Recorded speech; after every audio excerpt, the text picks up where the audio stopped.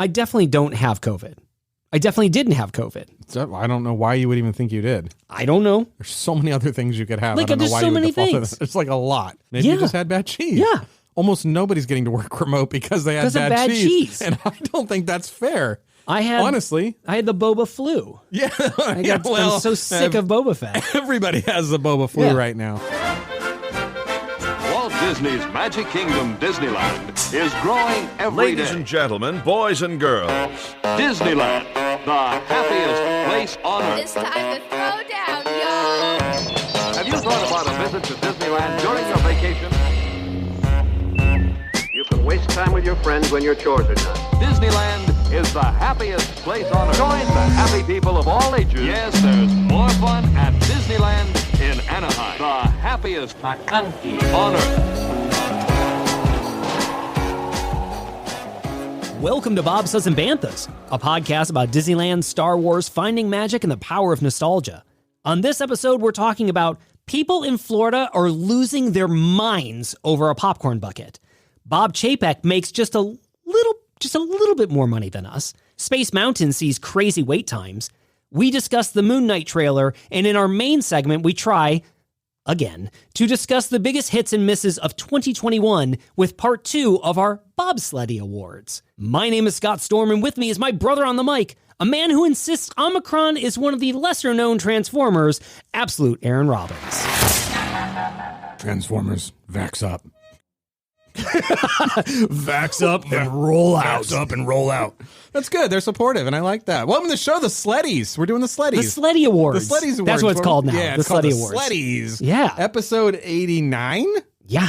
Wow, a big one. It is a big one. I go 89. It would have been bigger It would have been if huge. episode 88 had come out the way we intended it to. But it turned out okay after all. It did. It did. We had a minor technical glitch last week. Lost half of, or 3/4 of our episode. Yeah.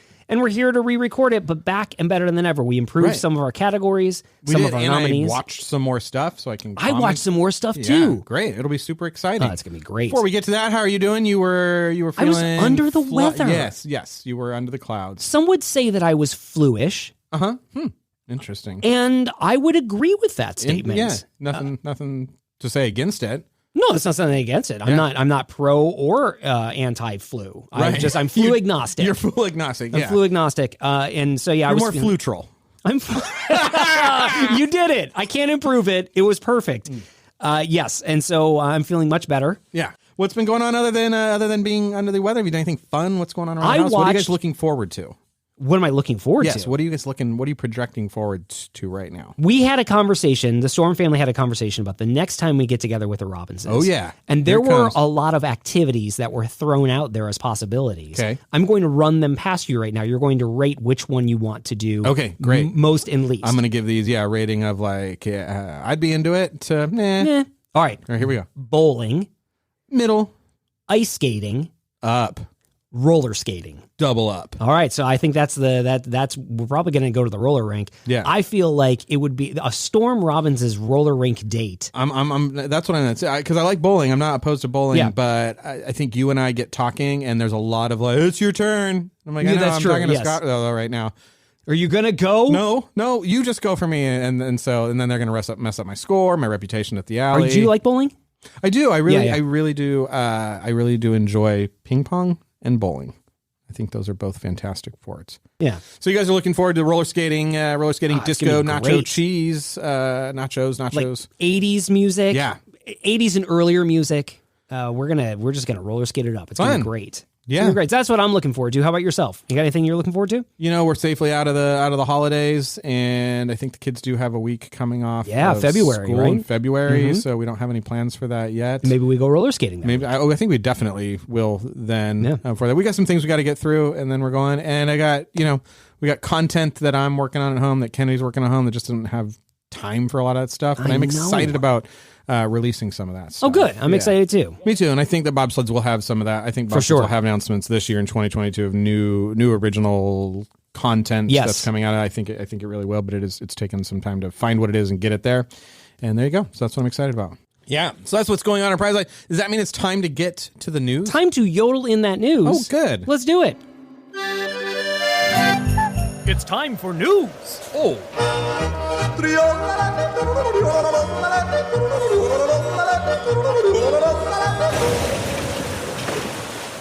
Remain seated, please.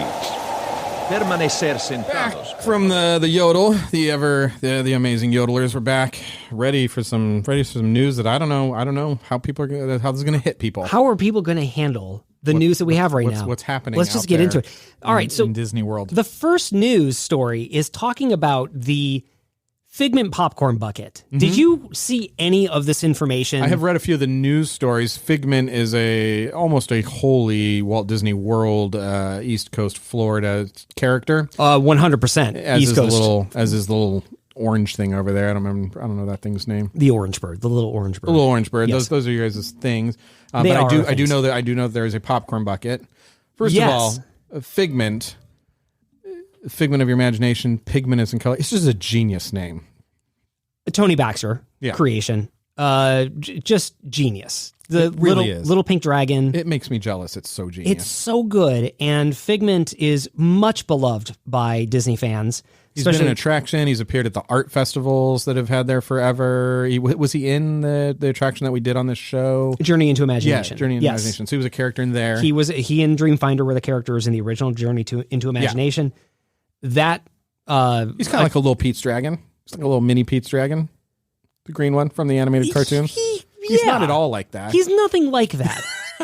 But they're both dragons. Yeah, they're both dragons. Oh, right on. Yeah, they're both dragons. Okay. But Figment is different. It's very different, than Elliot. Gotcha. And having said that, Figment is very beloved. Yeah. Very, very beloved.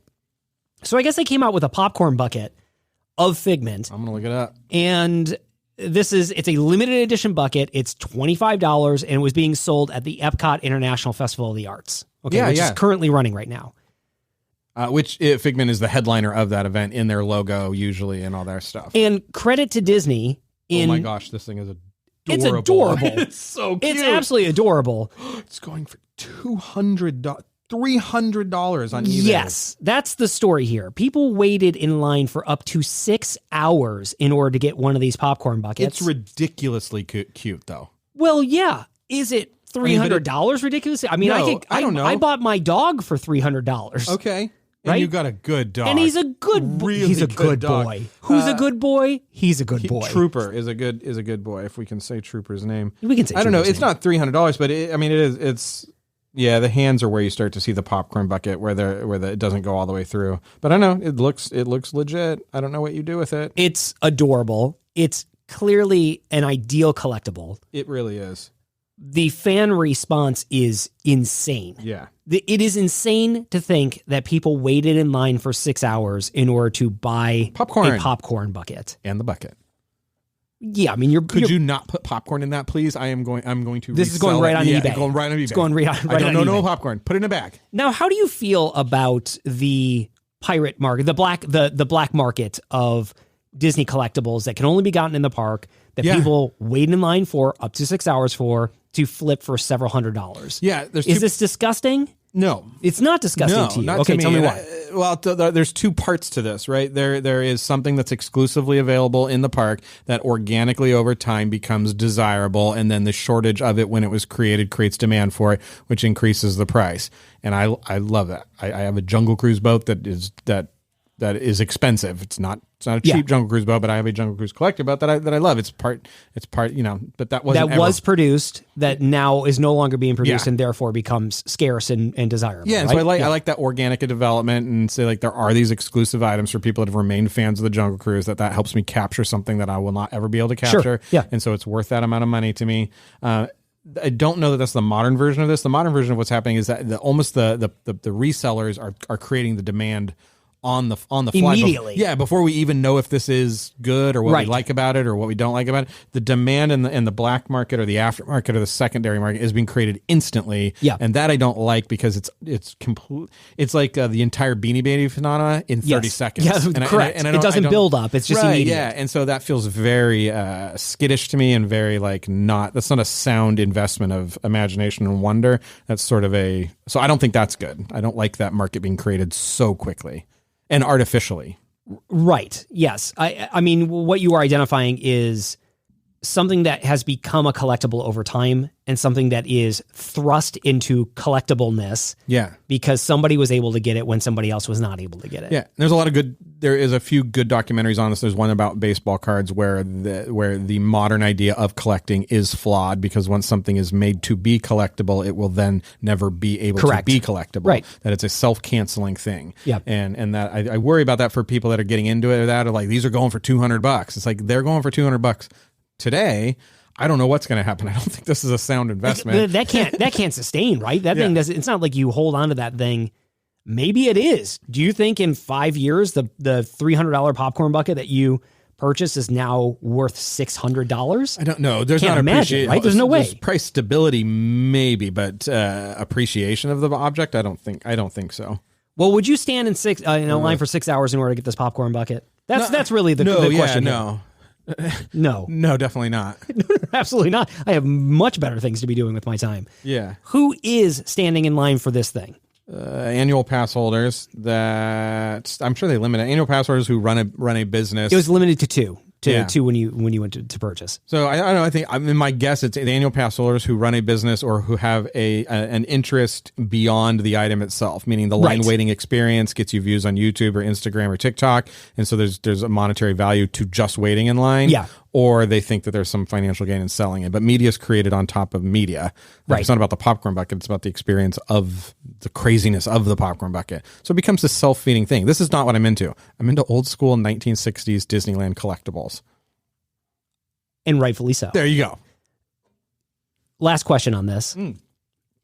It is cute, though. What is the probability in your mind that if Bob Chapek knew people would be waiting for 6 hours for a popcorn bucket, that he would have sold a lightning lane in order to purchase one? Right, yeah. What are the chances? Yeah, he's a situation like this, they almost have to shield it from Bob Chapek because his head explodes. Right, because he's right like, away. What? I left money on the table? Yeah, right away his head explodes just because he's like, wait, so we could be charging like $70, $80 for popcorn? I just didn't know. And also the lightning I didn't even think about I didn't even think about the upcharge of the bucket itself. Yeah, we're maybe I stamp one. I'll put a little 33 on one of his free, or so I'll put something on one of his foots, and that one sells for $110.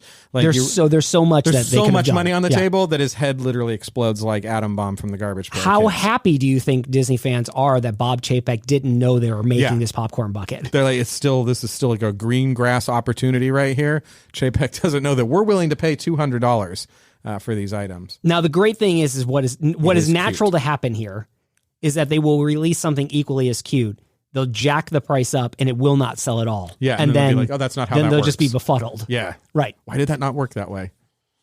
They're there you really go. cute. I don't know. The popcorn buckets are the popcorn buckets are an enigma to me because they are cute. I always look at them and I'm like, I want that one, the R2D2 one, the AT-AT one. Yeah, they're cute. But then you're like, what do I do with this thing? I just put it on the shelf and I look at it. Because it is a popcorn bucket at the end of the day. It's not like this is a die cast AT-AT or this is a plush Figment. You put your change in it. Okay, there you go. Change jar. Yeah, maybe you eat popcorn out of it after. I don't know. You know what I would do? What? I get some of that zebra popcorn, put it in there, and that's my zebra popcorn bucket. Gets a little sugary in there. Gets a little chocolatey. Way to go, Figment. Way to go, popcorn people. Way to go, Bob Chapek. And I'll tell you why. Oh yeah, what's going on with Bob Chapek? His total compensation package. He started that blog, Bob Chapek's blog. That's right. Yeah. That's right. That's what he did. Great. In fiscal 2021. Oh yeah, Mr. Chapek. Hard year for a lot of people, Scott. It was a hard year. A lot of small businesses closing. A lot of people trying to find footing. It was a hard year for Disney executives too. They did not take any bonuses. Oh wow. Yeah. So I mean, it was hard for everybody. It was hard for everybody.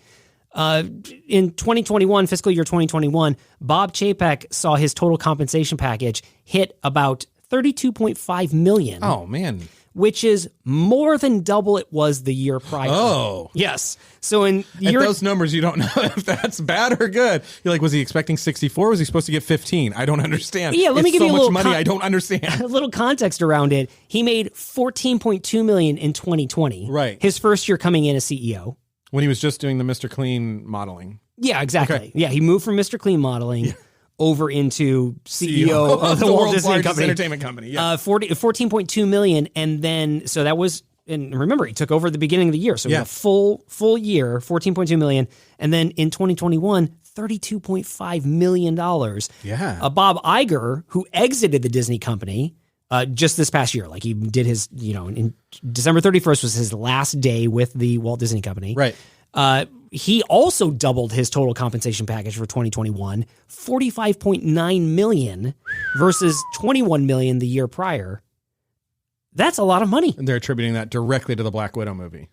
100% Black Widow. It was the thing. That's what do you make of that? How do you account for a doubling during such a turbulent time? I have no idea. Again, these are such enormous amounts of money. Yeah. That I can't even wrap my mind around whether that makes sense, right? Whether that's appropriate or not appropriate.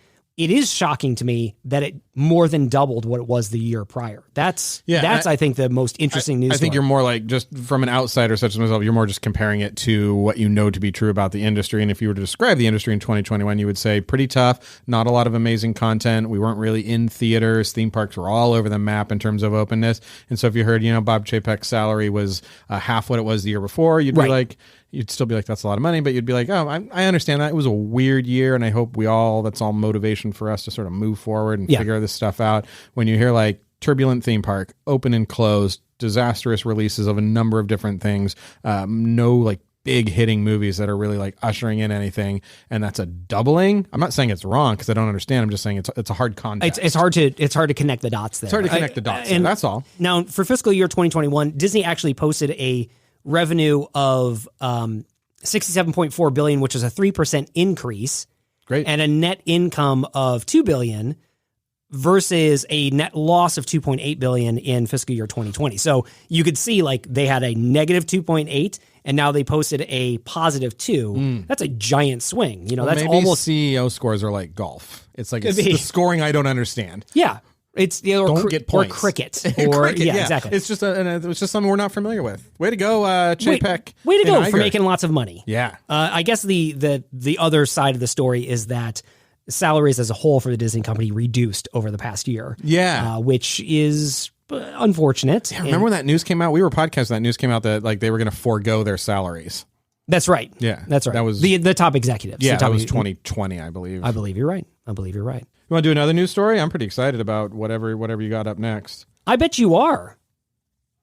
I'm excited about it because it enforces something that I theologically shopped on this show, and then it became a reality, and I like when that happens. You feel validated. Yeah, I do. When I describe an experience, I give a name to it. I have no foundation for doing this. Very anecdotal, couple day experience. I give a whole thought to it, and then a news story comes out that sort of says like, there was something called the transitional time. Well, and it's over now. And what we're talking about is the gigantic increase in wait times for Space Mountain. Yeah. Space Mountain in Disneyland specifically. There were reports coming out that the wait time, which now there have been wait time. There's large wait times for Space Mountain. I can give you the over-under. Like anything under 25 or 30 I would consider a walk-on. Yeah, right. A normal spread would be 40 to 70 minutes is a normal spread. Sure. And when you're at 75, 85, pushing those numbers, you're like, it's busy. Yeah. Now, the all-time average wait time for Space Mountain in Disneyland... I didn't know you had these numbers. I do. Well, let's edit out the part that I just said. That's okay. No.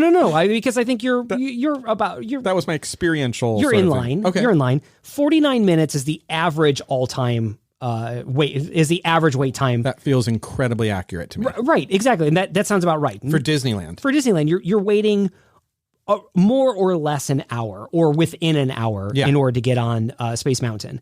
And typically, you would see 60 to 100 minutes, those types of things. But average over the life of the ride is 49 minutes.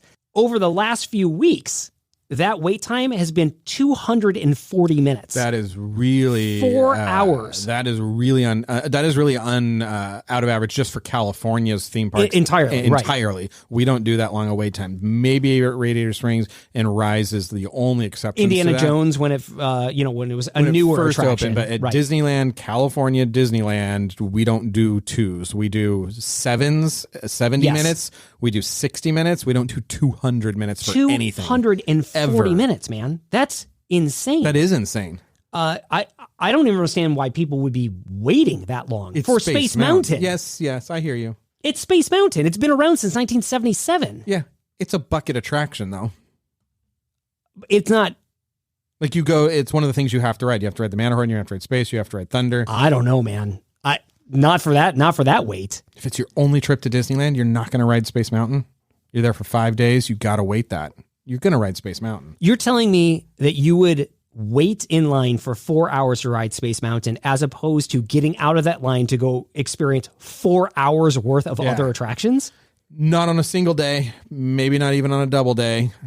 Maybe not even on a triple day. My only trip to Disneyland, I'm on a 5-day stay there. Then on one of those days. Well, yeah, okay. Now you're talking about over the next 5 days will I ride Space Mountain? I really had to put some things in place here to make this acceptable. Okay, well, you won this round, I guess. Yeah. Okay, so if every other ride was you're right. If down, I lived at Disneyland, at some point I would ride Space Mountain. You're right. I just could not ever ride it again. Yeah. That's a hefty weight. That's a hefty weight for that ride. It is a hefty weight for California. Now, there are some, we don't know for sure all the reasons why this is the case, but there are conjecture, speculation about what is happening. Some of it has to do with breakdown of Space Mountain itself, which then backlogs people. Another thing has to do with just the rise in attendance since people have come back to Disneyland, that pent up demand to go back to Disneyland after it's been closed. I don't really know how much credit I give that, because the second one feels a little feels a little they've operated stressed at max capacity lots of times in the past. Now, what I think is probably more likely a culprit is the introduction of Genie and Genie Plus, right? Being able to purchase and be able to make fast pass reservations for Space Mountain. Yeah.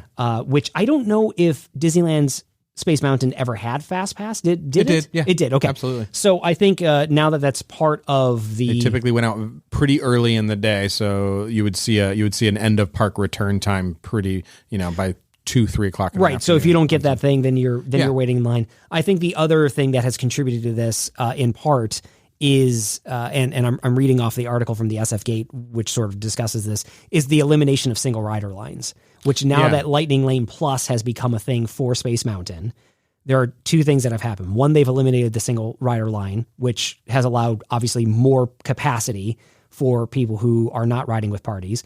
And the purchase of Lightning Lane Plus for Space Mountain, my understanding is pretty much if you purchase Lightning Lane Plus for any attraction, but Space Mountain in particular, there is no wait. You go on. Oh, wow. And so almost people like who are waiting standby. Better than a switch pass. Right. So people who are waiting standby are just now waiting in the corral much longer in order to get onto the ride than they were before, because people are purchasing their front of the line access. You might as well put closed today, Space Mountain, due to just crazy just wait don't time. Come back. Go ride something else. Yeah. It's open, but it's essentially not open today.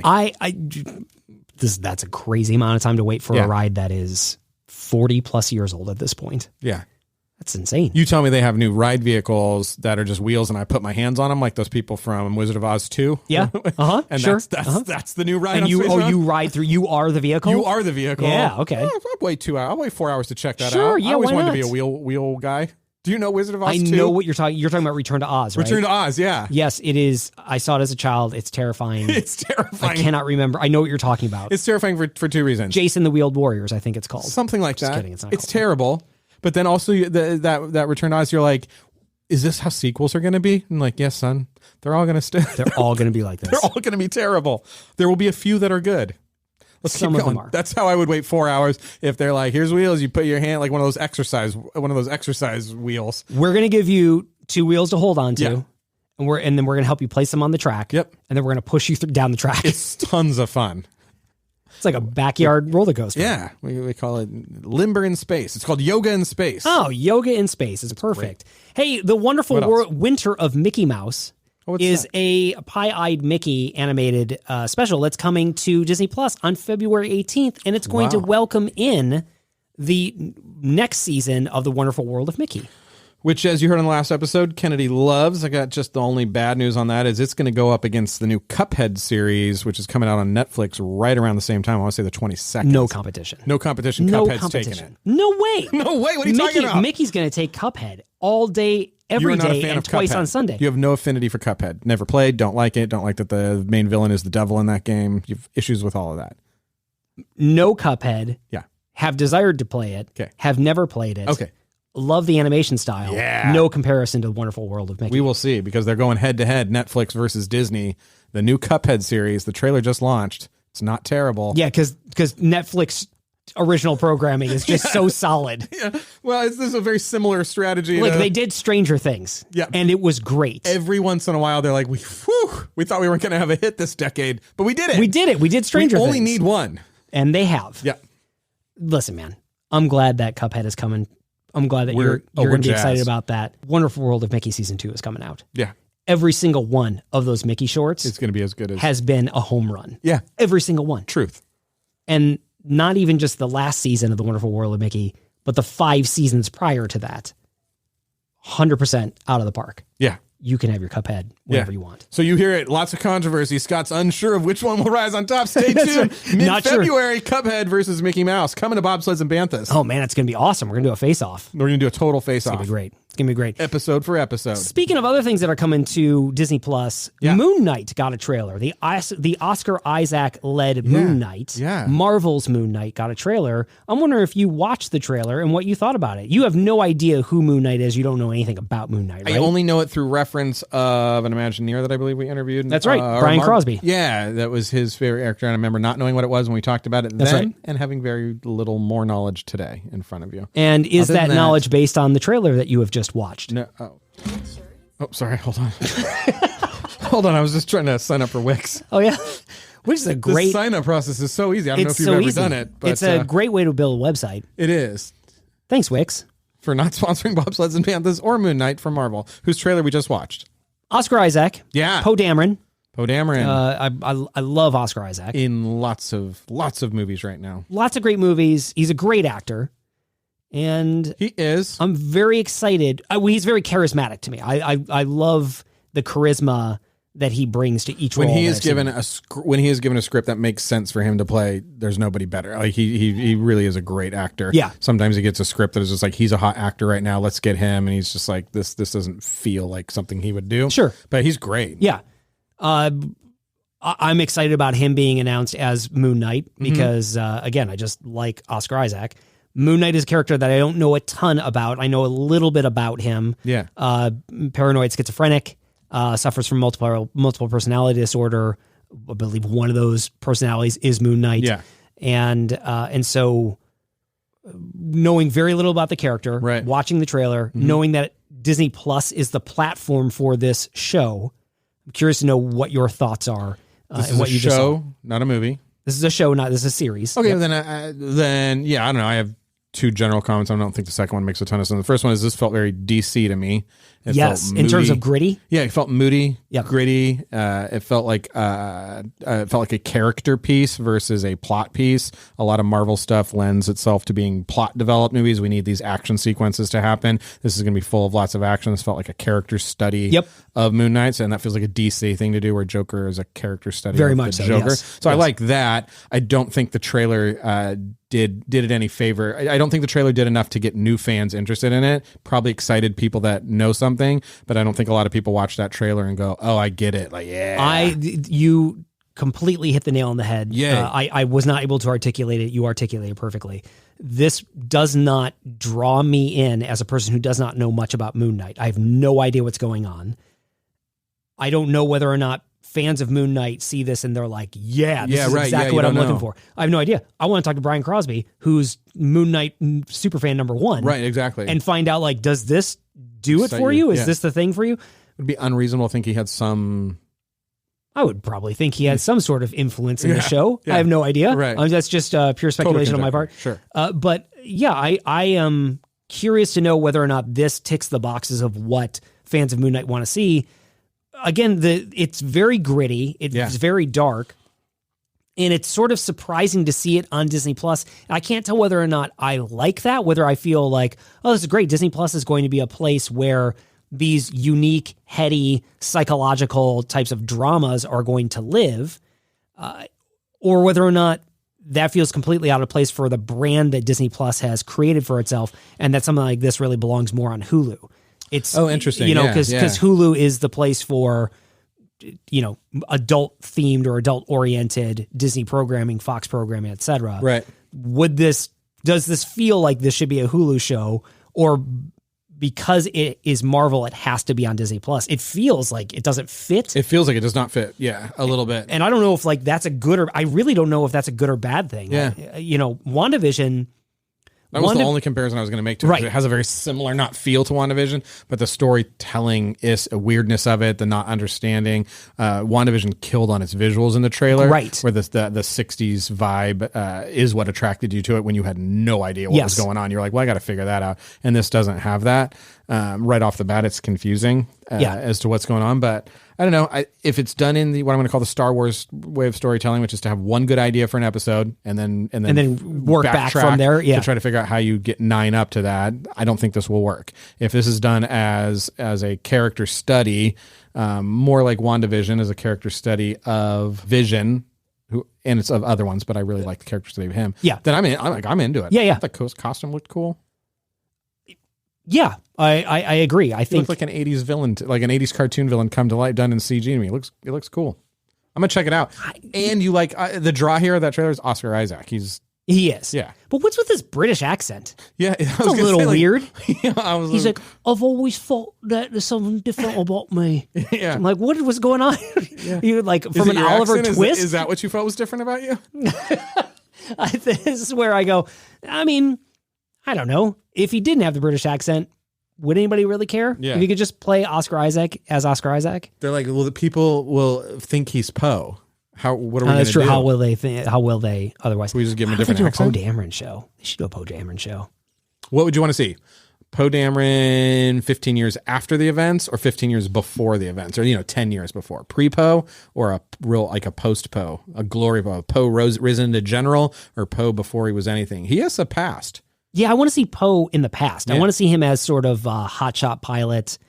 I want to see the scrappiness of Poe. The stuff developed with him and the Kerry Russell Felicity that he developed with Felicity. Like, that stuff seems interesting. Yeah. And that he was a spice runner in the past. Yeah. Like that's interesting. If we could get a Poe Dameron Felicity, they go to college in New York. They're not sure which one Poe likes. Maybe likes or Felicity likes Poe, but she also, I don't know. Yeah, I like that. We could do a Felicity mashup. And they're trying to figure out what to study. Yeah, and make it in this big crazy who's world. on the swim team and who's flying X-Wings. Well, I love it. I think Kerry Russell and Poe, I want to see a prequel.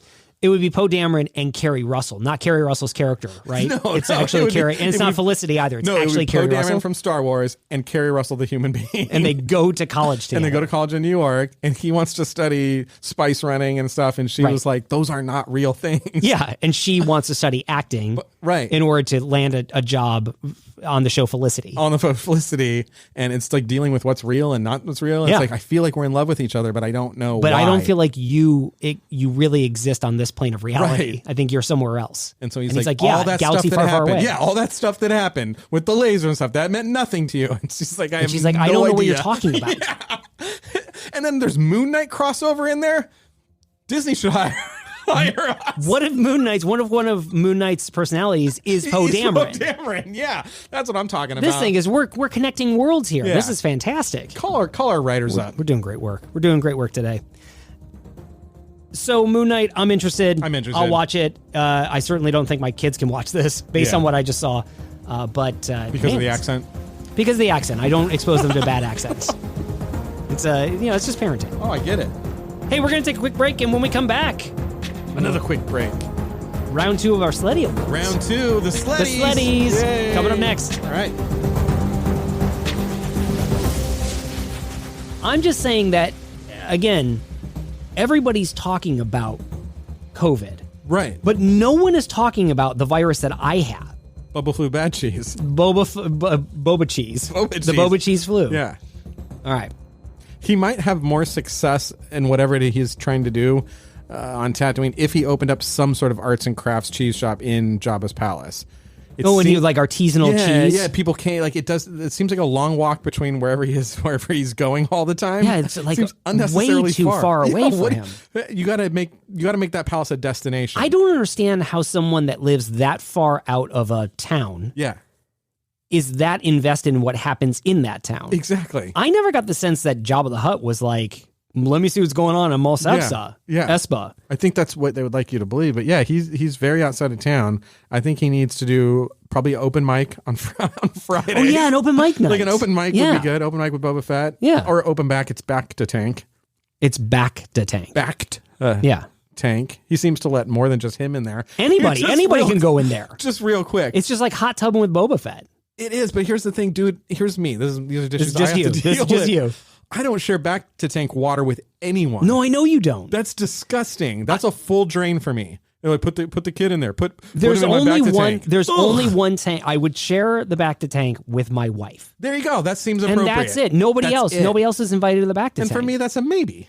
Right. And that makes sense. Yeah. Because it's a personal thing. That's my personal juices. Because you're sitting in your own Bacta. I'm just not into it. He puts somebody in there. Like somebody gets injured in episode 3 and he's like, put him in there.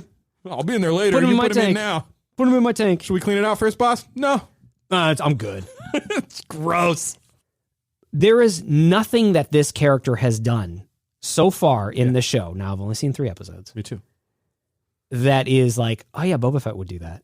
Totally. Not a single thing. Yeah. There's not a single thing Yeah. where you're like, yeah, that's like Boba Fett. Oh. Man. Sweet Boba Fett. Ugh, can't believe he did that. That's so like, I would have probably gone like a nicer way, but he's just Boba Fett. just Boba Fett. Just He the don't most, care. he's the most, there is a reason why he's the most notorious bounty hunter in the galaxy.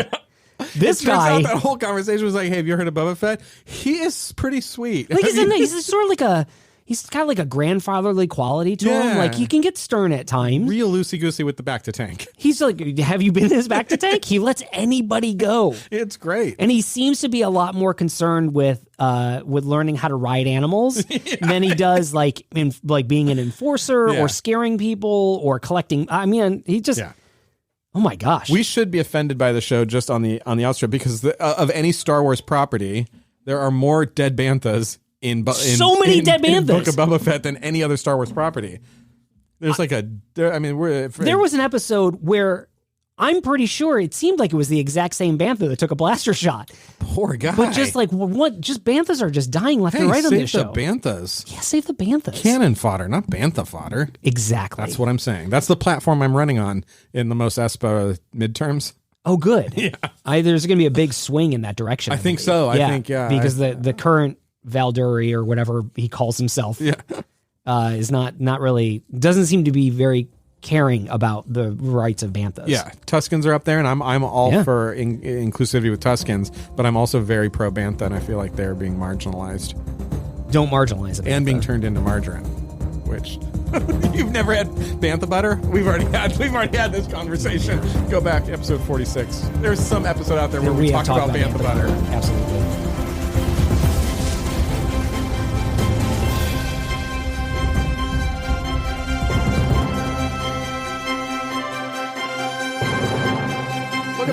Hey, welcome back. And welcome to part 2. Part 2 of the Sleddies. The Sleddies. Yeah. Wow, that name sounds like something different when you say it real quick. Part 2 of the Sleddies? Oh, yeah, I guess it does. It does. From the Bobbies. The Sleddie Awards. The Sleddie Awards, yeah. Does that sound like... That's still there. It sounds there as well. Don't say it as fast then. The Sleddie Awards. The Sleddie Awards. Mm-hmm. The Sleddie Awards. Yeah, the There we go. You got to hit the D. You have to hit that D. You have to hit the D. Yeah. So welcome back to the Sleddies. Also the name of my first rap album. You have to hit the D? Oh, yeah. Dun dun. Remember with that beat that drops? And I was like, but dun dun. Hey, welcome back to the Sleddie Awards. Yes. I feel like I hit that D appropriately on that one. You did well. Good. The D is crucial, and you did well with it. Part 2, because again, part 1 was lost to time. It was. It was lost. Yeah, it was done for us. It was done for us. One for you. One for us. I believe when we last off last time, did I say last off last? What did I just say?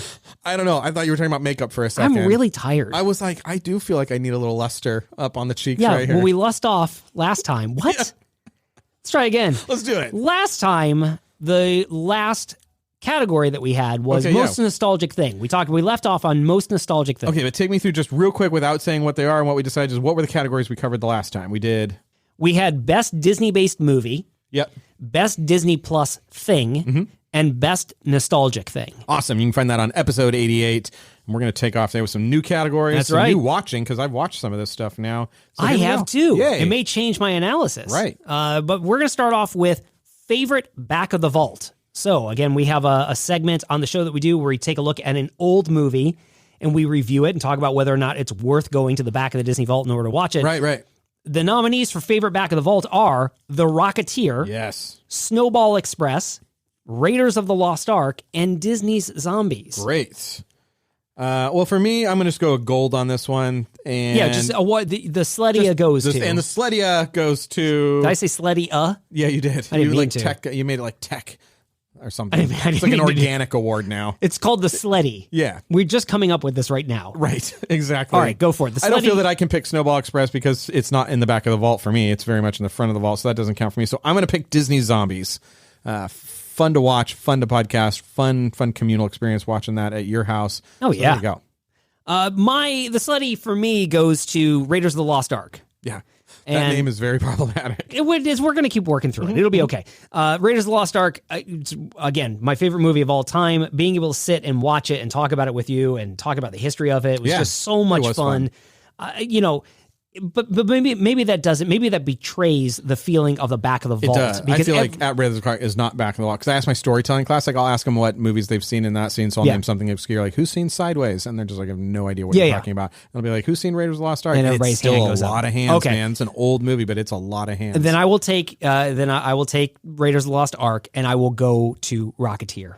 Okay, yeah, because that makes again, sense. Rocketeer is probably one of those ones that not a lot of people have revisited.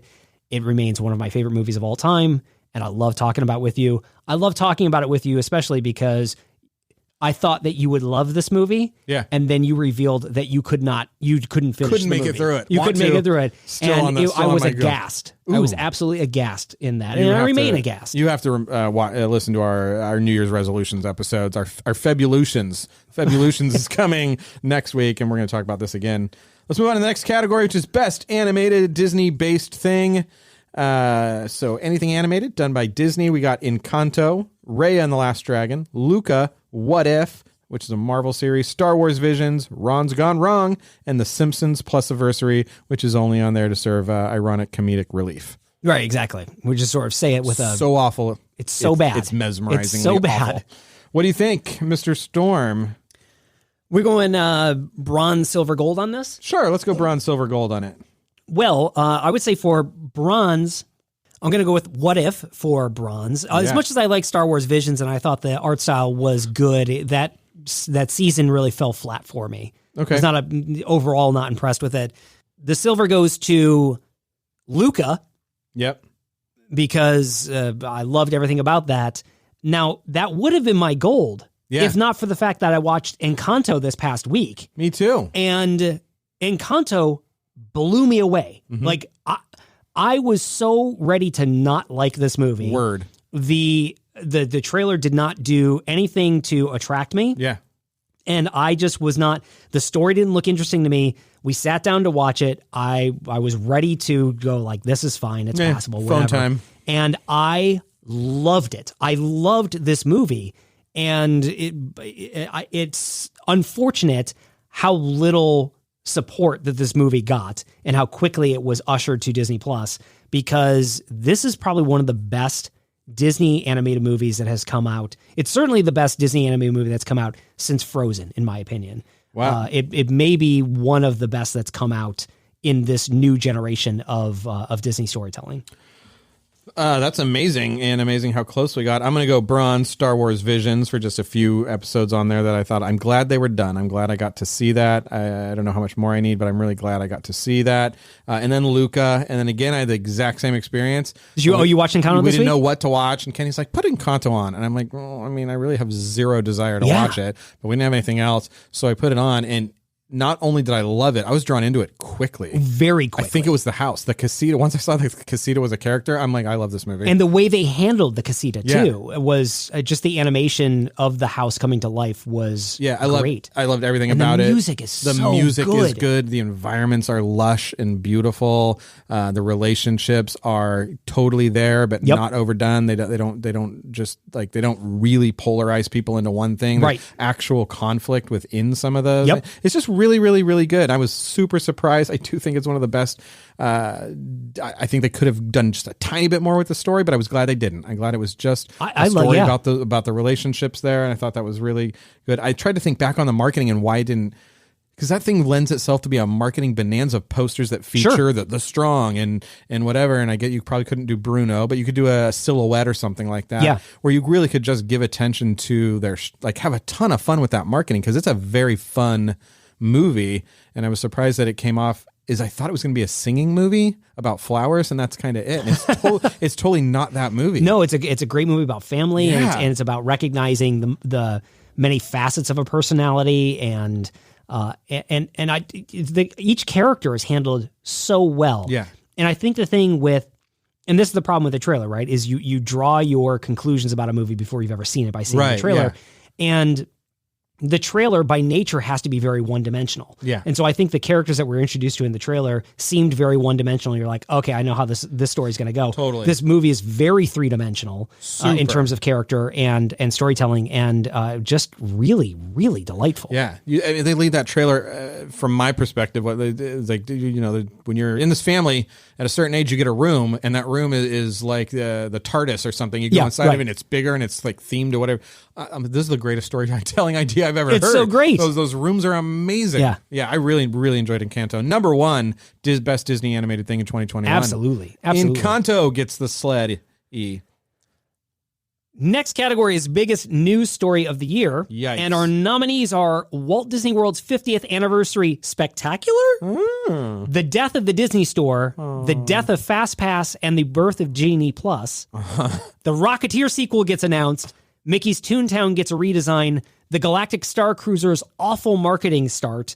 And the ScarJo, sues Disney and then agrees to produce a movie for them. Right, which really was, the first half of that was really a deep part of this podcast. For many episodes. Very long time. We were waiting on bated breath and for back the and outcome. forth, too, representing the different parties of that Team lawsuit. Disney, then Team Scar. Team Disney, then Team Scar. Like it was really a hot thing on this podcast. So what would you say is the biggest news story? Let's just give this one just the Sleddie. What do you think is the best news story on this one? The Sleddie for me is going to go to Mickey's Toontown gets a redesign, because this is a Disneyland podcast at its heart, and that that's the most thing I'm going to look forward to going to that. And for me, that's You think that's the biggest news story of the year? For me personally, I'm giving the Sleddie to Mickey's Toontown gets a redesign. I'm going to give the Sleddie to the death of FastPass and the birth of Genie Plus.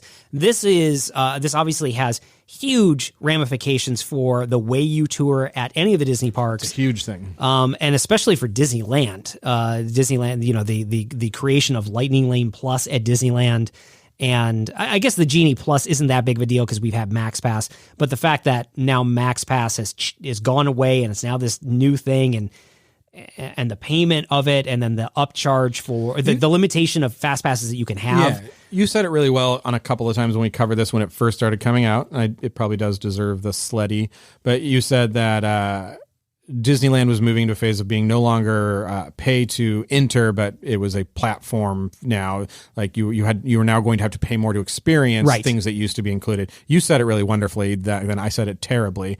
You had a really good phrase for it. I don't remember what I said. Yeah, you said it really good. But anyways, that is the foundation of this news story. Is Disney has gone from ticket book to just one price, get in, your family, we're all here together, experience the show. There's no extra charge other than food. To now you're paying to just get in, and now there's lots of other experiences you're going to have to pay for. That's now the direction we're heading in, and that's just a comment on the culture of where Disneyland is going. And it's important. It's really important. It is a huge shift. And again, I think what this signals is the Disney company looking at the Disney company first and guest experience second. Yeah. As opposed to guest experience first and the Disney company second. Yeah. You'd be like, so $220, that gets me just Main Street? And they're like, whoa, it gets you the streets. Oh, the sidewalks are extra. If you want to go into the stores. It's a little bit more. Good Sleddie.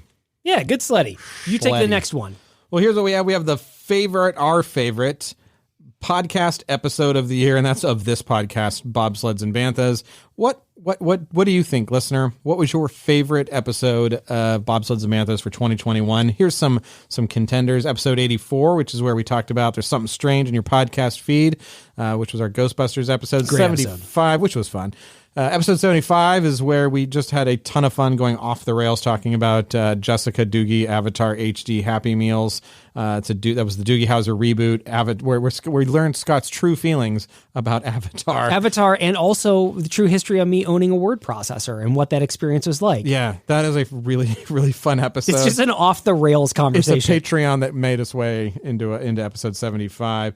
Episode 43 was the only approved way to watch Star Wars. So we went through a bunch of the different approved ways of watching Star Wars, named ways of watching them, chronological order, machete order, and then we offered up the official Bantha order, which I thought turned into a sweet episode. It was a sweet episode. Episode 81, Three Grown Men in a High School Musical, where we had Mark Andrada from the We Like Theme Parks podcast on here, and we watched one of his favorite movies, and he knew a surprising amount about it. And we gushed. All three of us gushed over how great Three Grown Men, this Disney Channel musical was. Just like zombie musicals are probably where I went wrong. I should have gone into that. I should have done that. That's what I should have done. That was episode 81, episode 47, Building Castles in Imagination. That was an interview with Tom Morris, Imagineer Tom Morris. And then episode 72, Best and Worst E-Ticket Attractions. Scott, they're all great. Oh, they're all great. How do you choose just one? It's impossible. It's like picking your favorite kid. It's like picking your favorite kid. You can't do it. But we're going to. All right. Because that's what our role is. The bronze for me, I'm just going to go for my favorite. I'm just going to go for the Sleddie. The Sleddie for me, if I got to pick one, it's probably episode 84, Ghostbusters. Really because not only did I love the conversation that we had in that, the exploration of nostalgia and all those types of things, but I felt like for me it really does signify the next generation of bobsleds for us, the next iteration, I should say, next iteration of bobsleds, where we really start to lean into not just talking about Disneyland and Star Wars and the things that we love about that, but also this idea of nostalgia, maintaining childlike wonder, where we find it in everyday life, how we share it with those that we love. And Ghostbusters 84 is that episode where I feel like we intentionally said, okay, we're going to be going in this direction. We hope that our listeners will join us in that exploration. I'm giving my Sleddie to episode 47, Building Castles with Animations with Tom Morris, for the, sort of the counterpoint to what you said, is that one of the reasons that I never thought I would get the opportunity to have.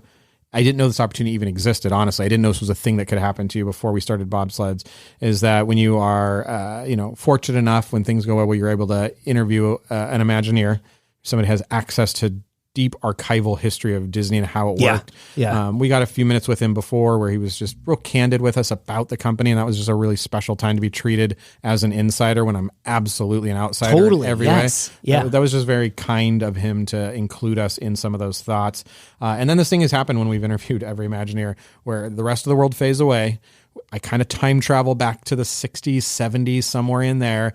And I literally I feel like I'm outside of the flow of time listening to, you can almost smell the way The Office smelled at that time. Sure. And it's super selfish. It's 100% for me, but I just never anticipated in starting this podcast with you that I would ever get the opportunity to sort of just like close my eyes and be like, all right, Bob Gurr's taking me away now. And I'm just, and Tom Morris had a lot of those things. He's a well-spoken artist about his craft, and listening to how he did that for me, it is super like, I hope our audience enjoyed it, but if you're like, we didn't record, I'd feel bad for Tom, be like, we just wasted your time. Yeah, but it was great for us. It was so great for me. We did two parts with Tom, and the first one I love hearing about how these Imagineers grew up. Yeah. Like, what was your childhood like? And hearing about his paper route and how he earned money in order to go to the opening of Walt Disney World and all those types of things leading up to, and then we got into the conversation about how he studied balloons and balloon sales on Main Street, and that was that blew my mind. I thought about that forever. It was so great. It was just one of those things where it's like, we did not plan to spend 30 minutes talking about the sale of balloons on Main Street, but it was fascinating to hear somebody that took that much time and care to examine the reasons why things are successful and why they're not, and how to do things differently. And that's just one of those. It's a breadcrumb trail that led into really, really neat things that I feel like, again, I feel honored that he allowed us time to talk about something like that when, he's done hundreds of interviews talking about his work, but how much time is he able to spend on talking about something like this? In addition to the time that he gets to spend talking about his work. It's a great honor. Go listen to episode 47 and learn all about selling balloons on Main Street. Next category is the biggest theme park thing of the year. Are we skipping a category? No, we're going back one category. Oh, you skipped forward, and that's okay. I didn't want to say it. I didn't want to ruin the magic, but now I'm going to get this train back on its track. I appreciate you getting hold Thunder Mountain back on the railroad. Put it back on the railroad. Yeah, they both started with biggest. Yeah, but I know they did. Are you criticizing the way the categories are arranged? No, I was criticizing my own ability to just read one word and then and assume I know the meaning of it. That's all right. Biggest, got it. We already did that. Next. Done, check. Favorite. Next. This is what is it? Biggest theme park thing of the year? Biggest theme park thing of the year. And here are the nominees. Walt Disney World's 50th Anniversary Spectacular. That's probably the reason why you skipped it, was because it was the exact same first one. Exactly. So Walt Disney World's 50th, Avengers Campus opens. Yeah, it did. Imagineering leaves California and moves to Lake Nona, Florida. The death of Fast Pass, the announcement of Genie Plus and Lightning Lane Plus. Disneyland reopens after the pandemic. Jungle Cruise gets updated show scenes. Theme parks open without social distancing or outdoor mask requirements. The no line skipping weeks of Disneyland. And Jessica Rabbit gets a makeover. Jessica Rabbit, Private Eye. Lots of theme park things that happened this year. And obviously, the most historic one is the fact that that Disneyland reopened after the pandemic. But what is the biggest theme park thing that happened this year, Aaron? The biggest theme park thing, you know me, I want to pick Imagineering leaves California, but is that a theme park thing? It is a theme park supportive feature, but I don't know that it's. I think it's instrumental to the theme park experience, if I'm being honest with you. Okay, good. But I'm not going to pick it. All right. I just want to debate you whether or not it belonged on the list or not. It does belong on the list. I say belong? I think I did. You're off today. I really am. Something going on over there, but it's okay. It's not COVID. It's not at all. It's definitely not COVID. It's not. What you have is the fleecy cool hairs. That's right. It happens every once in a while. It happens every once in a while. Go away. We move on.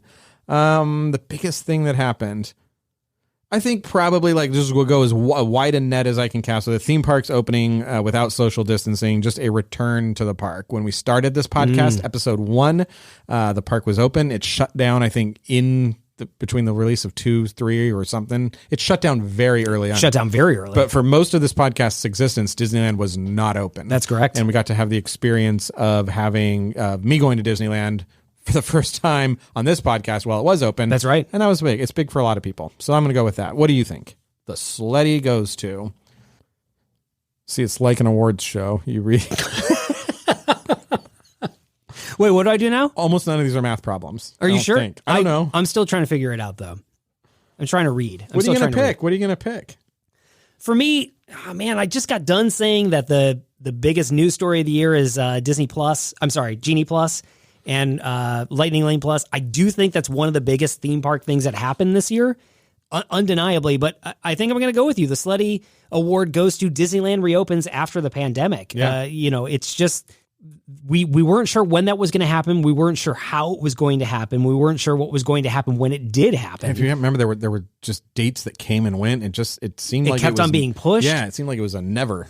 And then when it opened, you went down and did a great trip report for us where it was like, this is really weird. Yeah. The experience was not Disneyland. Yeah. And I remember you said that it felt like, or maybe you said it, or maybe you were quoting somebody who said it. Jason said it. Yeah, that it felt like somebody purchased Disneyland and then tried to run it into the ground, but didn't do a good job of trying to force it out of business. And so that experience, and then you going back, and after the social distancing stuff had been relaxed, and it's sort of now where we are more or less, just being able to listen to that and have somebody that was there experiencing it and coming back and saying, this is what the experience is like. I'm not trying to say it's good. I'm not trying to bag on it. I'm not trying to minimize it. I'm not trying to elevate it. This is the experience, and it was weird for me, and I want to love this place. Yeah. Was fascinating. And so I think it absolutely is the biggest theme park thing of the year is that Disneyland opened back up again.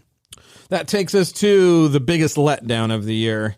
And this is just company-wide, maybe life-wide. But the biggest letdown of the year is the Star Cruiser promos about the Halcyon Star Cruiser Star Wars Hotel. Just those ads that came out. Genie Plus. Those ads that came out. Those ads, which kind of tips the hat to the problem. Genie Plus and Lightning Lanes, Jungle Cruise, Bob Chapek. It's just in general. Big letdown. Moving Imagineering to Florida, Book of Boba Fett and the Star Wars Formula, Avengers Campus, all of it, and the Eternals, which I have now seen. Oh, maybe that will rate on this. I would really, really need to put that scene in quotes, though. Just there you go. It was on. It was on. It was on, and you were near it. And it finished. Right, okay. I think. Fair There's enough. a small possibility it's still could playing be still right going now. eternally? It could be. The movie's very long. Let's see. The biggest letdowns of the year for me. Yeah. Let me work through this. The Book of Boba Fett is a letdown, absolutely, but it still hasn't finished. And so to put this in the 2021 camp feels a little disingenuous to me. It feels a little... It only had one episode in 2021? I think that might be right. Okay. I think that might be right. So I feel like it's too early to call whether or not the Book of Boba Fett is a letdown, and calling it the Star Wars formula feels a little premature right now for me. So I'm going to say no on that. Avengers Campus, I have not been to. I can only experience vicariously. It sounds like it was a little bit of a letdown. A little bit, yeah. But I don't know if it rates for me. Bob Chapek certainly is a letdown this year. That probably would be my bronze. I think that what we on the show have continually said, we want a folksy leader that you just can't help but love. So we want Uncle Bob. Right. And I want to make sure we're not getting Uncle Bob. We're not talking about Bob Chapek's ability to play well in a pickup football game at a family reunion at a beachfront or get you into a chokehold. Yeah. We're not talking about that. That at all. The ability to wear very starched collars. We're not talking about that. We're talking about a creative vision and a return to wonder and imagination that would launch a entertainment company into a new era. Or inspire its fans to say everything's going to be okay. Yes, that's what we're talking about. Yeah. Not the football thing. No, I'm sure he would not be a big letdown in a football category. Yeah, if we were like all there, all the families got together and we like had a lunch, and then he's like, "You guys want to get a quick pickup football game?" You're like, "You're on my team, Bob." Yeah, yeah. So, no, but if I did, I'd want you to be on my team. I play Chapek. So the bronze goes to Chapek. The silver goes to the Star Cruiser promos. Really, we're expecting a lot more heat out of that gate and have not gotten it. The gold for me goes to the Jungle Cruise movie. I had high hopes of what this thing could be. I think it could have been a great Pirates of the Caribbean-like series and not Pirates of the Caribbean again, which is what Jungle Cruise ended up being. And again, not even Pirates of the Caribbean, the first movie. I'm talking more like the third or fourth one at this point. I'm going bronze, Avengers Campus. And I'm going silver, Jungle Cruise movie. Ooh. And I'm going gold for me goes moving Imagineering to Florida. Oh, yeah. As somebody that visits Burbank and Glendale almost once a month. Yeah, and that's spends a lot of time on Flower Street and cruising around that area. It's just such a hit to me. It is a letdown. Yeah. And I mean, for our friends that are being affected by that, it's huge. Absolutely huge. Florida, listen, I lived in Florida. I love Florida. Yeah. But to be told, like, you're moving from Glendale to Florida is a big hit. For lots of reasons. There we go. Next category is the best thing we never watched. Ooh, take some things off this list. That's right. The nominees for the best thing we never watched. There's a lot of things out there that we couldn't watch all of them. Yeah.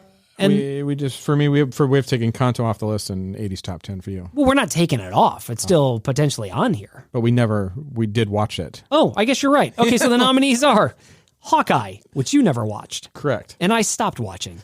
Great. What If, which I watched, but you never did. Right.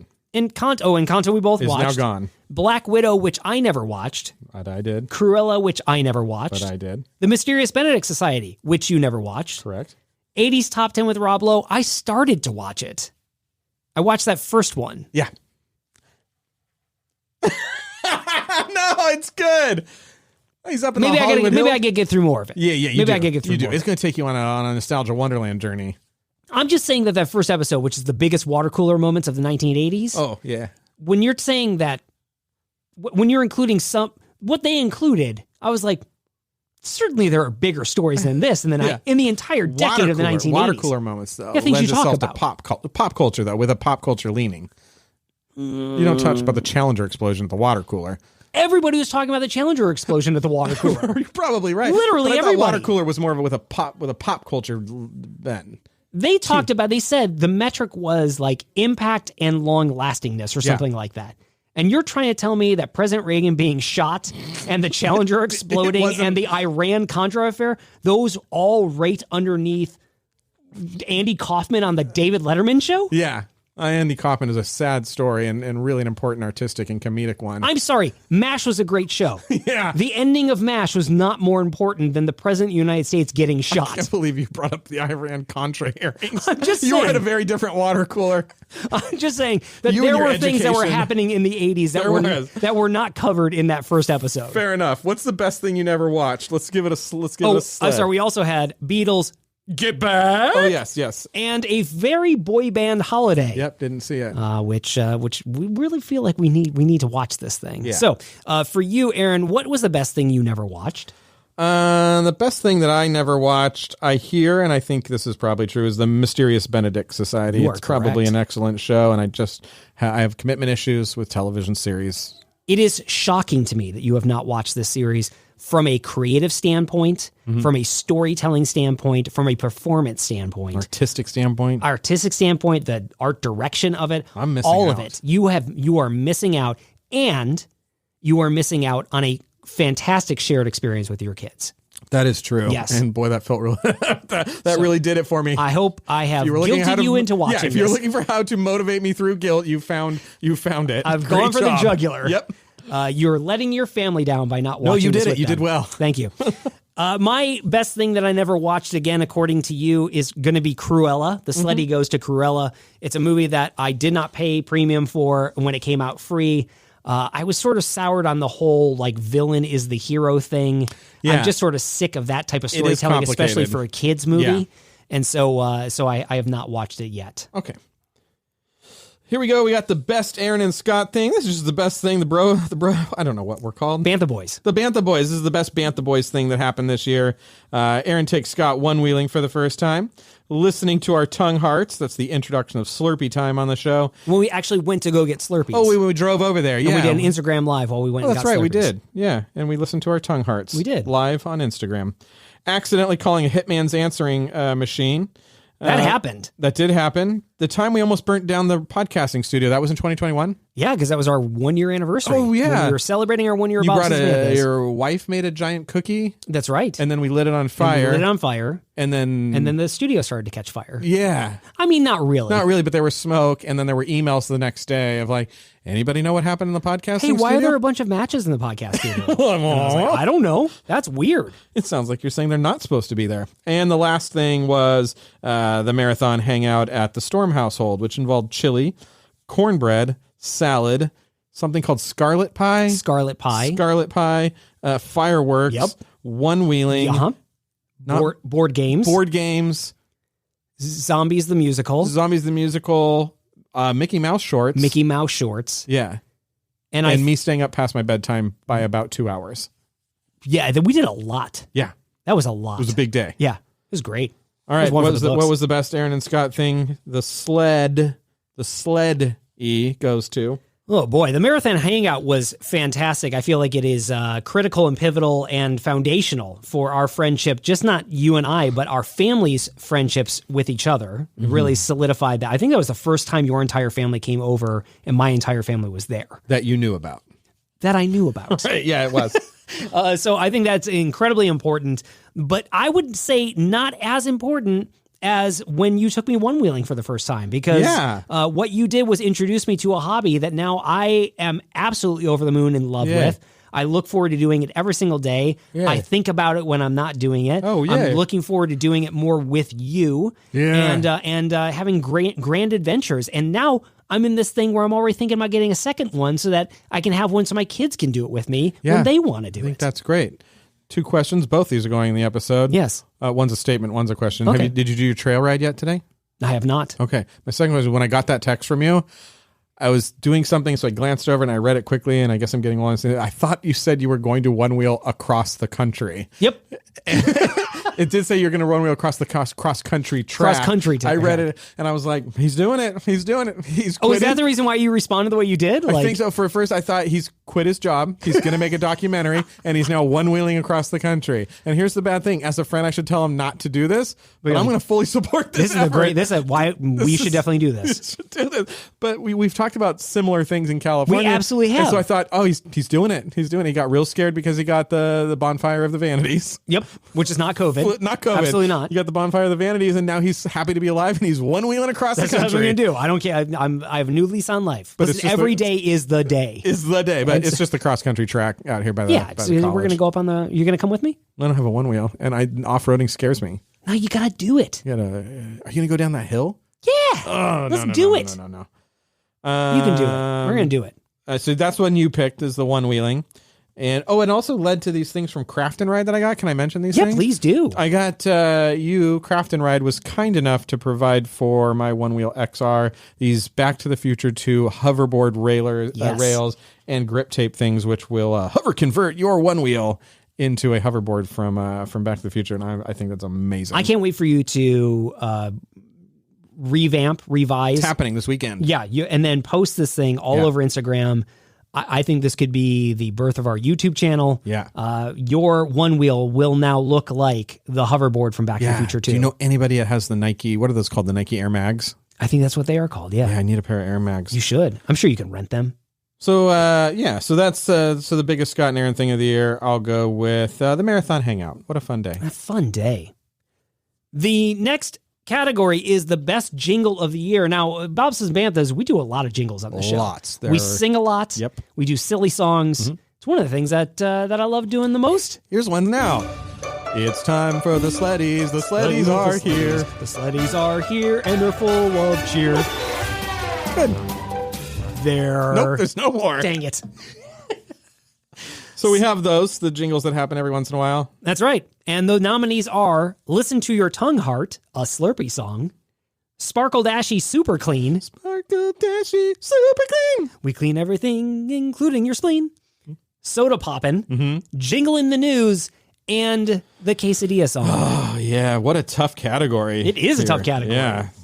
Who's going first? I think I'm going first. You're going first because I read. I'm going to go, this is a sleeper hit. I'm going with the Quesadilla song. That's a great song. I love it. I love the way you sound in it. And then after I listened to it while I was mountain biking in the Santa Cruz Mountains, and so it has like a locational affinity to me. Yep. I love the Quesadilla song. You can't eat a quesadilla. There's no quesadilla song. You can't eat a quesadilla. There's no quesadilla song. Quesadilla. Dum, dum, dum, dum, dum, dum. What do you have there in that case? Quesadilla. Dum. It's the... Why do you not have a second verse to the song? Let me tell you about a renegade down through the west. Do you know what rhymes with dia? Let me tell you about a renegade down through the west. This girl I knew, her name was Mia. Quesadilla. She said, can I have some quesadilla? Yes, you can, but it's not free. Yeah. Like there's gonna... Yeah. You know, that type of thing.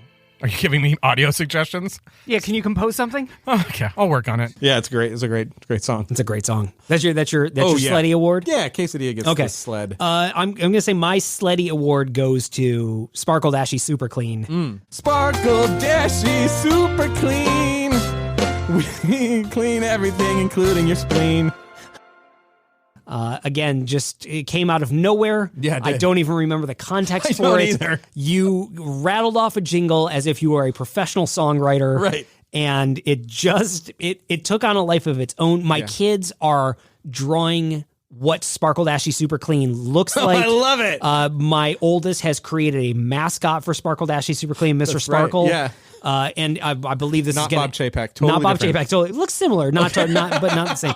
And I believe like that logo, Sparkle Dashy Super Clean, will probably end up going on a shirt at some point. I need it. It is a jingle that launched 1,000 ideas, and so that gets the Sleddie Award for me. All right. Biggest surprise of the year: Spider-Man: No Way Home. Woo! It is a thing. It was a surprise.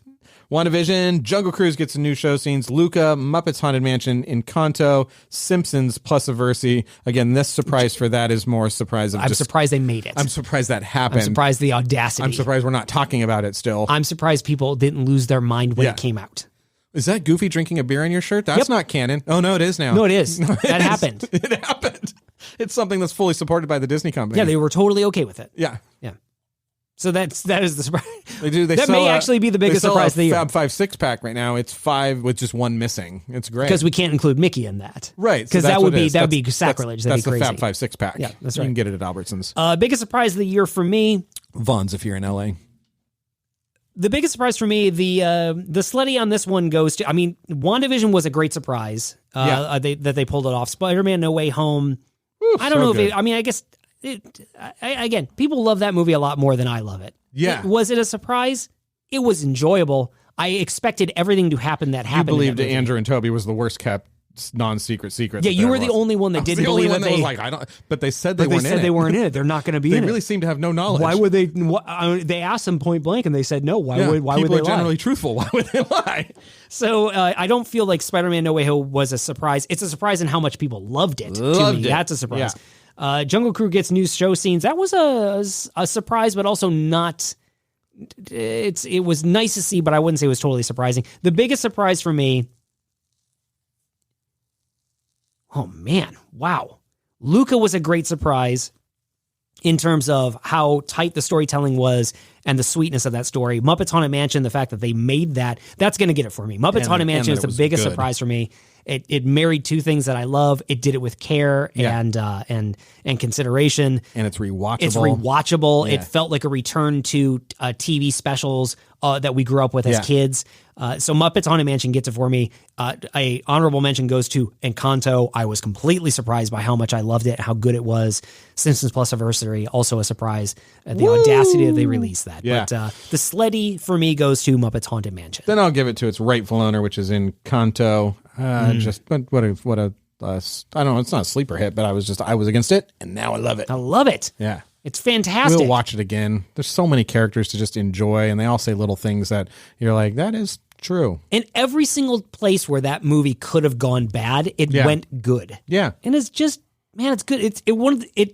It's a movie that reinstalled my hope for what Walt Disney Animated Pictures could be. I love the house, and I hear Bruno is getting a lot of love on the internet. Oh, man. So that's fun. Great. John Leguizamo did a great job in that, too. Yeah. Surprising to hear him. He did a great job. The next category is the most meh thing. Yeah. This is the thing where it came out and you were like, yeah, it's a thing. No, I don't really care. It's not really blowing my hair back. Feed the monster. Yep, feed that beast. Feed that beast. The nominees are Jungle Cruise the movie, Disney Plus content as a whole, The Pandemic as a whole, Raya and the Last Dragon, Black Widow, Pim's Test Kitchen, Spider-Man's Web Slingers, and Hawkeye. Interesting. I liked when Kennedy and I did a little pickup to bridge the gap in our last episode. We were rating Disney Plus the app features. The best Disney Plus thing was the app feature. Yeah, the sounds it makes when you use it. It's really great. Hey, the long press thing, that was a pro tip. Oh, did you like that? Yeah, I did. It was great. Listen to Bobsleds and Banthas, people. We're talking about our childhood and giving you real good, solid tech life tips. Lessons, things to do. Is this going to me? What's the most meh thing? Yeah, for what me? is the most meh thing? I'm going to go with.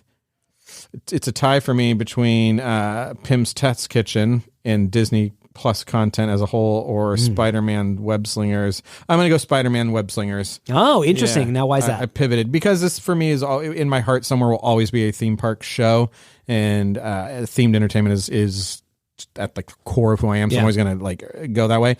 And I waited for it, and I was excited by it, and it turned into a video game that is not bad. The queue's not bad, not good. The video game experience is not bad or not good.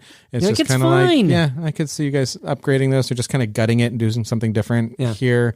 It's just kind of a meh experience, and it's theme park. You have to crush that. You're Disney. Yeah, why aren't you crushing it? You have to crush that. That's your new ride to signify your new land. Yeah. What are you doing? Yeah. Yeah. So there you go. What about you? For me, it's tied between Jungle Cruise and Raya and the Last Dragon. Both of these movies had very, very hopeful trailers, especially Raya and the Last Dragon. I remember when that trailer came out, we watched it and we were like, man, this looks awesome. This is like a animated martial arts film by Disney. Like, this could be really, really cool. The setting was interesting. The character design of Raya was really interesting. So, I had high hopes for it and just was so, not interested in the movie right after the first hour of exposition. I was going to say first 10 minutes. That felt like an hour of exposition. Just not interested in it. It just didn't. Again, I maintain, I called it to you, Raya and the Last DreamWorks, because it just felt like a DreamWorks, like a run-of-the-mill basic DreamWorks film. Jungle Cruise, sort of similar. I mean, Jungle Cruise, we had huge hopes for it. We're like, I don't know, The Rock is in this, but that doesn't really seem like it's going to do anything. But then the trailer came out, and you're like, this is cool. This could be really like an Indiana Jones on the river type of thing. This could harken back to the feeling of Brendan Fraser's Mummy. Like this, again, this could be the Pirates of the Caribbean that Disney's looking for. And it came out and it was just very, very forgettable. Yeah. Just super forgettable. And so I between those two, the most meh thing for me is probably Jungle Cruise because it's just so forgettable. Raya and the Last Dragon, I think because also I had higher hopes for Jungle Cruise than I did Raya and the Last Dragon. And there was so much more marketing around Jungle Cruise that it felt so flat and boring for me. I'll easily forget it. I don't disagree. That leads us to the biggest and most important category of the 2021 Sleddie Awards. Which is? Most anticipated in 2022. 2022 is ahead of us. We're looking into it. What are you most looking forward to? What keeps us coming back? What keeps us exciting? Keeps us excited. We've got Turning Red, or as the Mouse Teenager likes to call, Going Red. Becoming Red? Oh, yeah. Going Red. Becoming Red. Something About Red. Lightyear. Doctor Strange, and the Multiverse of Madness. There's no and there. Thor, Love and Thunder, Avatar 2, Black Panther, Wakanda Forever. Wait, you just said Avatar 2. Yeah. James Cameron's Avatar 2. James Cameron's Avatar 2. The follow-up to the movie that took place like 75 years ago. There was a movie. I see you. I see you. Jake Sully. If you remember, giant robots that you thought were in Matrix. Remember the mech that had a mech-sized dagger. Remember when you were like, oh, there's going to be cursing in this? Return to the world that took you to the movie so you could see 3D, but the movie wasn't that exciting. The movie that spawned a theme park land. It's back. Avatar 2 is coming out in 2022. That's really happening. 2022. Yeah. December 2022. Are we going to go see Avatar 2 together? I think we probably should. I think we might have to. Does it get a tagline like Avatar 2? More Avatar-y. Avatar 2. I see Do you remember Avatar? Yeah. I see 2. I see 2. I see 2. That's what they should do. Oh, man. What a crap movie. So did I get through them? Zombies 3 is going to come out in 2022. 3 Men and a Baby's coming out in 2022. Zac Efron, 3 Men and a Baby. The Zac Efron, 3 Men and a Baby. I think he plays all at different age men. points? Did you say that? Like there's like this could be a teen father, a working father, or a grandpa father. I didn't say that, but I would not be surprised. Okay. I'm also, here's my pitch. Okay. It's Zac Efron as all three of the Yeah, that would make sense. Yeah, but in 3 different life stages. Yeah. That's what it is. That's the reason. It's like the Parent Trap. It's called the Efron Trap. Yes. It's like starring Zac Efron, and Zac Efron. Everybody's favorite Spice guy. There you go, Scott. Turning Red. Remember Zac Efron's neighbor Taylor Saffron that made an appearance in our show a couple episodes back. That's fine. I'm super hard to get a hold of. I don't need to do this. I don't need to do that. Taylor Saffron. Did we get through all of them? Yeah. Zombies 3. Okay. Men and a Baby, Black Panther, Avatar 2.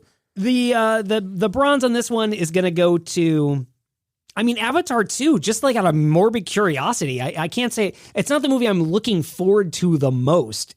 But it is I don't think you should, and I'm not interested, but I got to see what this is. It's one of these things where, like, I don't know if you noticed, but you know the TV show How I Met Your Mother? Yeah. They just rebooted it called How I Met Your Father with Kim Cattrall. Yeah, something like that. They gender swapped it, right? How I Met Your Father, yeah. And it's got the Sex and the City ladies. And I'm like, I'm not interested in this at all. Did you like one?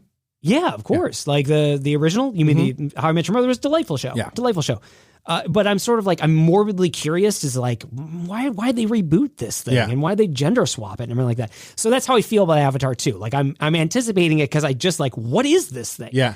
So that's going to get my bronze. The silver's going to go to Doctor Strange in the Multiverse of Madness. Nope, I take that back. Good. Because it was wrong. My number 2 is going to go to Lightyear because I'm so curious to see what they do with this. Okay. And you know, I think Pixar is going to hit it out of the park. I feel really strongly about it. And of course, that means that my gold goes to Zombies 3. Of course. Why wouldn't it be? What else could it be than Zombies 3? I hold the torch for Zombies. I think it's better than High School Musical. And I cannot wait to see what the third one looks like. Put your money on it right now, Scott. Zombies 3 is going straight to Disney Plus. Oh, 100%. Okay, great. Yeah, it's probably, absolutely. Bronze, silver, gold here. I'm going to go with Turning Red in the bronze, Avatar 2 in the silver for reasons already mentioned, and Lightyear at number 1. Oh, because, yeah. I mean, Toy Story is the finest, one of the finest storytelling things we've ever had. Yeah, except for Toy Story 4. Just the whole series. But except for Toy Story 4. Oh, is not good. Right. Yeah, right. Yeah, that's what I meant. It's the exception that proves the rule. Yeah, it's like the Indiana Jones 4 of Toy Story-based movies. Yeah. You're like, oh yeah, they shouldn't have gone back to that. Right. Yeah, Toy Story 4 is tough. And for a few minutes, didn't even in my head register that it existed. You're like, wait, when did they make Toy Story 4? What are you talking about? They're all great. 1, 2, and 3. And 3's heavy hitting. Have you dealt with that movie yet? What is this 4 you're talking? Are they doing a 4? When did they announce that? It is that. Yes, you're correct. Toy Story 4 is the Indiana Jones of Toy Story. Yeah. Is the Kingdom of the Crystal Skull yeah. of Toy Story movies. Well, that is the 2022 Sleddie Awards. Yeah, it really is a hard word to say. It's a hard word to say, and it sounds like a different word. Sleddie Awards. There it is. And we hope you've enjoyed it. If you have any other choices, if you agree with us, you disagree, you have different choices, or you think something else should have made it onto the list, you should email us or contact us. Should it be called the Banthies? I'll just say Banthies. I'll go edit it in every time that you say it. Banthies. The Sleddie Awards is what it is. And it is over for this year. And it is. And it was fun. We had a great time. Both times that we did it. Absolutely. Yeah. And we kept this recording this entire time. That's a feat of bobsledding. Which I just confirmed. Yay. Thanks, everybody, for listening. This has been Bobsleds and Banthas. We love making this show, and we hope you've enjoyed listening to it. We release every week on Apple Podcasts, Spotify, Google Podcasts, or wherever you listen to podcasts. We're also on Facebook. Oh, yay. I don't know if anybody listens to podcasts on Facebook. I'm not sure what that is. It's a platform that our parents use. Oh, cool. Yeah, but they can listen to podcasts there.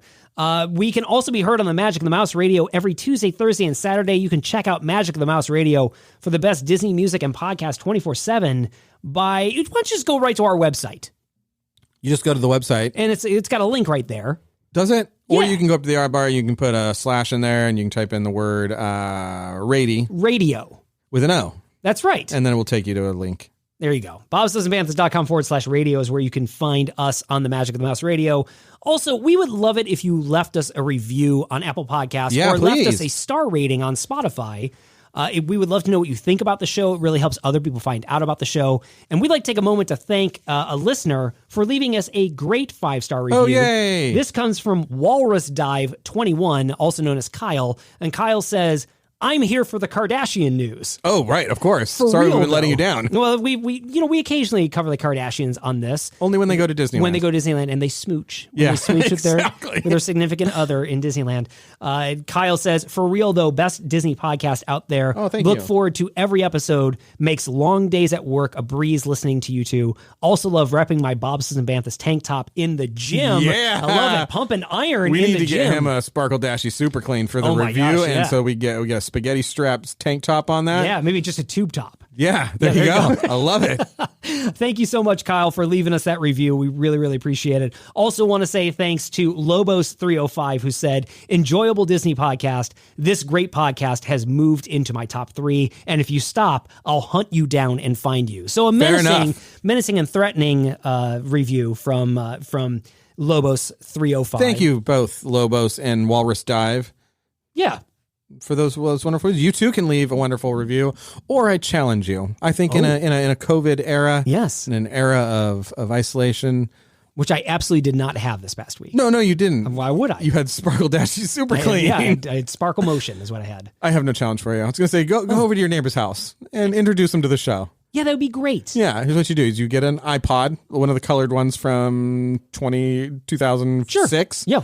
Preload Bobsleds and Banthas, all 89 episodes on there. And give it to them. You take it over in a gift basket with some cookies, and you say, I think you're going to like one of these two things. This is what I would love. I would love for, if you have a friend that is not listening to our show, would you go and tell them about it? Would you go and tell them about it? Would you have them subscribe to it, and then have them tell us that they are subscribed to it because you told them to do it? Yeah, and what they get for that is just a warm... We'll come over and give them a hug. There you go. Scott will come over and give them a hug. And he might give them Super Sparkle Dashy Clean. That's right. I won't give you COVID. No, because I don't have it. Because I don't have it. No. Because I don't have it. Right. It's. I don't want to say anything about it. You can't say anything about it. I'm just saying it's like the Backstreet Boys. Viruses. Like everybody knows about it, but there are lots of other things. Everybody secretly likes it, but nobody will admit that they like it. That's what's going on there. Yeah. Joking about COVID is inappropriate, Scott. Not appropriate. Don't talk about it. But we're not joking about COVID because you didn't have it. Have it. Exactly. Visit us at bobsledsandbanthas.com. Email us podcast@bobsledsandbanthas.com or hit us up with a DM over on Instagram. You can support us, patreon.com/bobsledsandbanthas. Wear us over on TeePublic. And you can join the other Banthateers for all the fun we have on Instagram. We're at bobsledsandbanthas. Until next week when we cover our 2022 resolutions. Yes. He's been Aaron. How's it going? I don't know. I see 22. Oh, I like that. Yeah. And I've been Scott. I see 22. I see 22. Man, Avatar stinks. Yeah, I don't know. Yeah, Maybe it's going to be awesome. I do know. That's not going to be It's not going to be good. What if they do Na'vi, but then they do two eyes at the end? It's like, because it's two. Because it's two. You guys get it? Yeah. We have to explain every poster. It's Na'vi. When that trailer comes out, yeah, so many people are going to lose their minds about it. Oh, it's because it's actually come out. What I'm doing is it's really smart. I'm doing this on the Bobsleds YouTube channel. I am doing a review of that trailer now, even though I haven't seen it. That's a great just idea. to get into the search algorithm, just to be there, because there's gonna be a lot, and I want to be like, I want to do reactions. Yeah, I want to do reaction reactions video. to my reactions, That's right. And then I'm gonna have you do a reaction to my reaction. Right. I'm just loading YouTube up, just so many, and I haven't even seen the trailer yet. I don't think that matters. I don't think it matters. Whoa. Like parts of it looked super cool. Like the part with the that animal that looks super cool to me. The underwater thing that's gonna be crazy. Like how did they do that? Yeah, and then there's some parts of it where I was like, I still feel like the writing is a little tinny, and they're borrowing from a lot of fairy tales, so it's good. Man, we're gonna do an Avatar review on this show. We're gonna do an Avatar show, aren't we? Oh my gosh, we are. All right, well, everybody, we've been Bobsleds and Banthas. Thanks so much for listening. See you next and week. We will see you next week, probably. That's right. That's right. All right, bye. Cause it's Slurpee time. What time is it, Scott Storm? Cups don't have favorite flavors cause they are cups. Cause it's Slurpee time. It's Slurpee time, Scott Storm. Take a brain freeze daydream and drink it up. I don't understand what you're saying, Scott Storm. Listen to your tongue heart when it's calling for a Slurpee. Okay, that made me uncomfortable. Slurpee! Slurpee time! Thanks, 7-Eleven. Yeah, copyright 7-Eleven. Brain freeze. Also copyright 7-Eleven.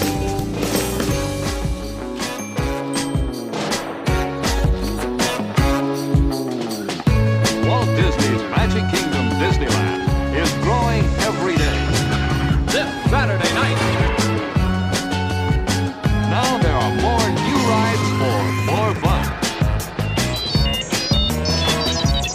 In electro-synthomagnetic musical sound. Through the magic of light and sound. Yes, there's more fun at Disneyland in Anaheim. Open every day, 10 a.m. to 10 p.m.